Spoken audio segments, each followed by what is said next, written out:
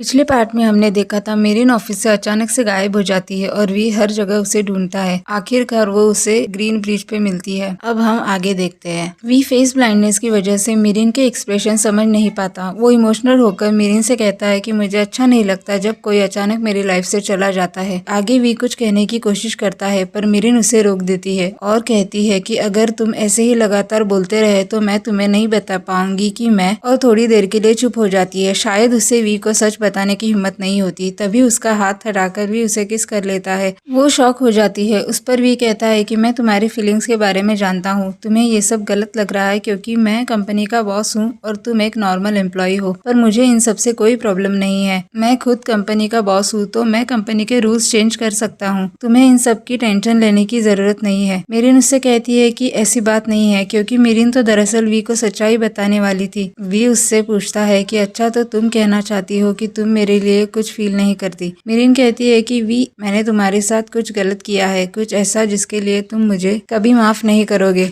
तभी we marine को गले लगा लेता है और कहता है कि मुझे कुछ भी नहीं सुनना। ऐसी कोई बात जिस वजह से तुम मुझे छोड़कर चली गई उससे मुझे नहीं सुनना। तभी वी को बिग्नॉय का कॉल आता है। वो मेरिन के बारे में पूछती है। मेरिन उससे पूछती है कि क्या वो संडे को फ्री है। उस पर वी कहता है कि क्या तुम मुझे डेट के लिए पूछ रही हो। मेरिन उसे जवाब में कहती है कि संडे को मैं सब सच बता दूंगी। यहाँ तानिया नॉन को कन्विंस करती है कि मेरिन की फोटोज को हम यूज कर सकते हैं जिससे तुम्हें वी की जगह मिल जाएगी। इस बारे में तुम्हें सोचना चाहिए। मेरिन की मॉम उसके आते ही उससे सवाल जवाब करने लगती है, जैसे कि तुम सुबह से कहाँ गायब हो गई थी, क्या तुमने ऑफिस से रिजाइन किया, सब ठीक तो है ना, तुमने वी को सच बता दिया। मेरिन मॉम से प्रॉमिस करती है कि उसे थोड़ा वक्त चाहिए, जल्द ही वो वी को सब सच बता देगी। नॉन फोटोज के बारे में सोचता है। तानिया की कई बातें उसके दिमाग में चलती है। ऑफिस में वो मेरिन और वी को साथ में देखता है और गुस्से से वहाँ से चला जाता है। मेरिन हॉट चॉकलेट बनाते हुए खुद से बात करती है कि बस कुछ दिन और, एक हफ्ते के बाद सब ठीक हो जाएगा। तभी नॉन आकर पूछता है कि एक हफ्ते बाद आखिर ऐसा क्या करने वाले हो तुम। नॉन उसे अपने लिए कॉफी बनाने को कहता है। अगले ही सीन में हम देखते हैं कि नॉन तानिया को कॉल करके अपना प्लान एग्जीक्यूट करने को कहता है। मीटिंग में वी अपने ऐप के परफॉर्मेंस के बारे में बात करता है। सभी उसे काफी अप्रिशिएट करते हैं। उनके ग्रैंडफादर इन्वेस्टर के लिए एक पार्टी की अनाउंसमेंट करते हैं और दोनों को अपना बिजनेस प्रपोजल रेडी करने को कहते हैं। वी नॉन की मॉम से कहता है कि अब से मेरिन नॉन के लिए भी कॉफी बना सकती है। इस पर नॉन की मॉम कहती है कि इसमें कौन सी नई बात है, वो ऑफिस की एक मामूली सेक्रेटरी है और ये तो उसका काम है। जवाब में वी नॉन की मॉम को कहता है कि मेरिन सिर्फ एक सेक्रेटरी नहीं, और उसका हाथ पकड़कर वहाँ से ले जाता है। नॉन की मॉम मेरिन को ऑफिस से निकालने के बारे में सोचती है। नॉन वी और मेरिन को साथ देखकर अपसेट होता है। यहाँ नॉन भी अपनी प्रेजेंटेशन पे देर रात तक काम करता है। हम देखते हैं कि प्रोग्रामर वी के प्रोजेक्ट के बजाय नॉन के प्रोजेक्ट पे काम करता है। नॉन प्रोग्रामर को वार्निंग देता है कि ख्याल रखना कि ये बात वी को पता न चले। धीरे धीरे नॉन सारे एम्प्लॉयज को अपनी तरफ कर लेता है। वी तानिया को मेरिन के साथ मिसबिहेव करने पर वार्न करता है।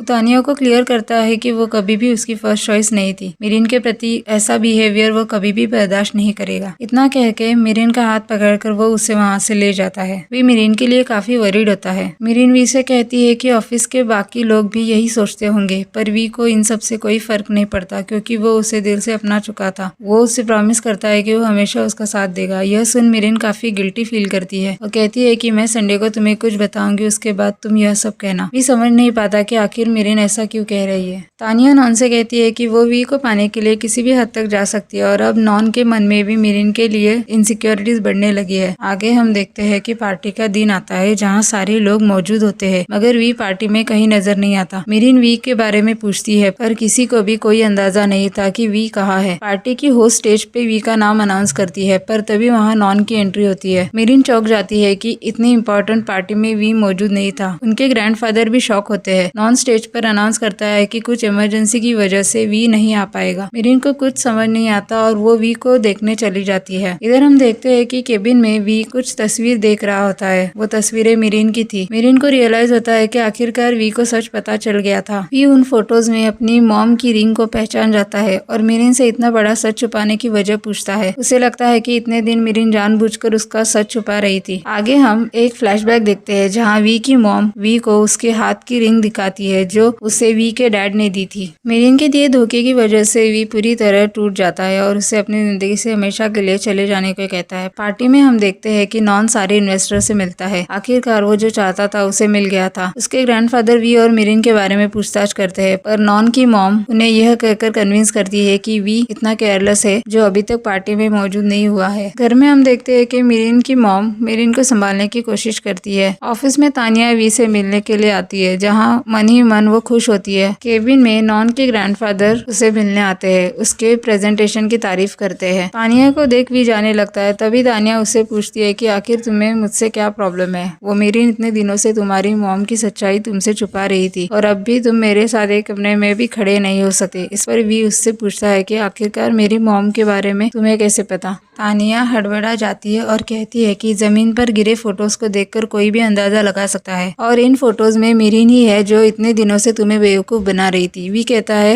कि तुम काफी जीनियस हो, अब यहाँ से चले जाओ। तानिया को यह अच्छा नहीं लगता जिस तरह से वी उसे जाने को कहता है। ऑफिस में ग्रैंडफादर नॉन से पूछते हैं कि आज वी ने प्रेजेंटेशन मिस कर दिया और तुमने ऐसा कैसे होने दिया। इस पर नॉन फ्रस्ट्रेट होकर कहता है कि वी अब बच्चा नहीं रहा जिसका ख्याल रखने की जरूरत हो। वो कंपनी का CEO है, उसे अपनी रिस्पॉन्सिबिलिटी खुद उठाने की जरूरत है। वी के आने के बाद शायद से आप भूल गए कि आप हम दोनों के ग्रैंडफादर है और आपने हमेशा से वी को ही चुना है, मुझे नहीं। और वो वहाँ से चला जाता है। हम मिरिन को देखते हैं जो काफी दुखी होती है। वहाँ उसकी मॉम उसे बताती है शायद हमें वी की मॉम को अलर्ट करना चाहिए क्योंकि अब उसकी फैमिली को उसके बारे में सब पता चल चुका है। तानिया नॉन को बताती है कि इतना सब कुछ होने के बावजूद वी उसमें कोई इंटरेस्ट नहीं दिखाता। नॉन उसे याद दिलाता है कि अगर वी की मॉम अब भी जिंदा है और अब वो घर वापस आती है तो हमारे हाथ से सब कुछ चला जाएगा और हम आगे कुछ भी नहीं कर पाएंगे। घर में मिरिन वी से बात करने की कोशिश करती है, पर वी मिरिन को अपने मॉम की लोकेशन पूछता है। मिरिन उसे उसकी मॉम की लोकेशन सेंड करती है। मिरिन उसे कॉल करती है, पर वी काफी हर्ट हुआ था इसीलिए वो उसका कॉल नहीं उठाता। दोनों काफी इमोशनल हो जाते हैं। नॉन की मॉम अपने डिटेक्टिव को चर्च में भेजती है जहाँ वी की मॉम रहती है, पर वहाँ उसे वो नहीं मिलती। आगे के सीन में हम वी की मॉम को देखते हैं जिसे वी मिलने आता है। फेस ब्लाइंडनेस की वजह से वह अपनी मॉम का चेहरा नहीं देख पाता, इसलिए नर्स से पूछता है कि क्या मेरी मॉम मुझे देखकर मुस्कुरा रही है। उसकी मॉम वी से पूछती है कि क्या तुम अपनी मॉम को ढूंढ रहे हो। नर्स वी को बताती है मिरिन के कहने पर हमें तुम्हारी मॉम को यहाँ लाना पड़ा। मिरिन का नाम सुनकर वी शॉक होता है। तब नर्स उसे इन्फॉर्म करती है कि इतने सालों से मिरिन और उसकी फैमिली तुम्हारी मॉम का ख्याल रख रही थी और तुम्हारी मॉम की याददाश्त चली गई है, इसीलिए उन्होंने तुमसे ये सच छुपाया था। कंपनी में वी के एब्सेंस में नॉन सारी प्रेजेंटेशंस हैंडल करता है। उसके ग्रैंडफादर उससे कहते हैं कि कुछ दिनों के लिए वो कंपनी में अवेलेबल नहीं होंगे तो वो सारे ऑफिस को ठीक से संभाले। मिरिन नॉन को मिलने उसकी केबिन में आती है। वो बताती है कि वो अब जान चुकी है उन फोटोज को वी तक उसी ने पहुंचाए थे ताकि वो वी की जगह ले सके। यह सुन नॉन गुस्सा हो जाता है। वो मिरिन से कहता है कि मैं थक चुका हूँ तुम सबको अपनी सफाई देते हुए, अब मुझे कोई फर्क नहीं पड़ता कोई मेरे बारे में क्या सोचता है और जो भी हुआ उससे मैं बहुत खुश हूँ। नॉन मिरिन को ऑफर देता है कि वो चाहे तो इस कंपनी में काम करने वापस आ सकती है, पर मिरिन वहाँ से चली जाती है।